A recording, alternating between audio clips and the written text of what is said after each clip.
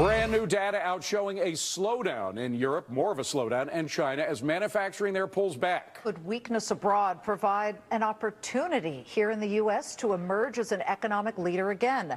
Lou Dobbs, host of Lou Dobbs Tonight, joins us now. So their miss is our gain, possibly.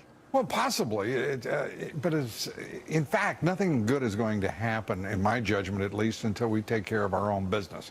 You know, I got a kick out of Jim Rogers talking about India, and by the way, I think he's exactly right on most of what he says. India, a 90% ratio of debt to GDP. Let's see, what country does that remind us of? We're not going to emerge as a powerhouse in world economies beyond the status we hold now unless we start innovating, producing, and generating wealth again. That is, creating prosperity, which has been our legacy to the world.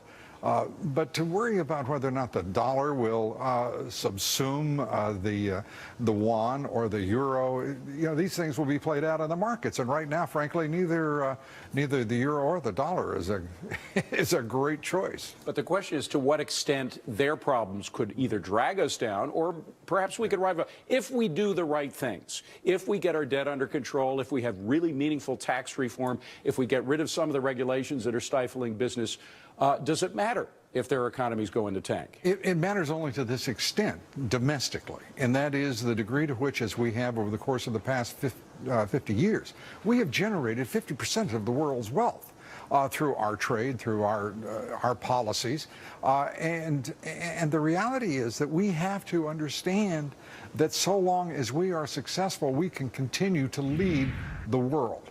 But I do not mean lead in an arrogant or some sort of megalomaniacal sense.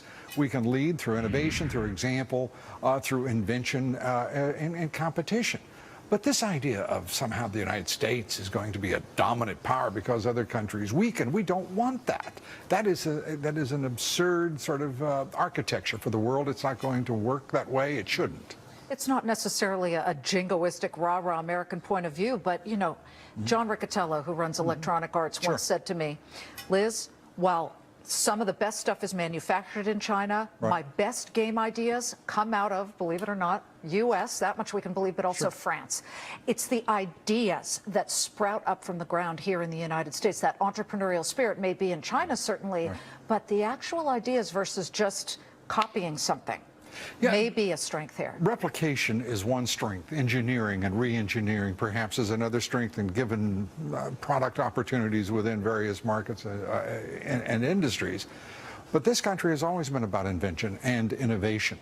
The degree to which we do not, however, make products, the degree to which we do not manufacture and produce, that it is, as we've discussed, it is an absolute axiom that innovation occurs in proximity to production and manufacturing. And the more we let go of manufacturing and production in this economy, the less pleasant environment and positive environment for innovation and leadership. Lou Dobbs, you're the best. By the way, Jim Rogers, he doesn't wait for anybody, but he said, I'm going to wait in the green room and listen to what you have to say. So even Jim Rogers, curmudgeonly Jim Rogers, is waiting, listening to you. Well, you know what? He and I listen to each other pretty well. Okay, all right. Lou Dobbs. By the way, you can catch more of this guy every weeknight, 7 p.m. Eastern. We're so lucky to have him. Tonight, he has Ambassador John Bolton talking about the U.S. voter ID laws and ALEC and all that stuff. Thank you. Good stuff. Thank you very much, Lou.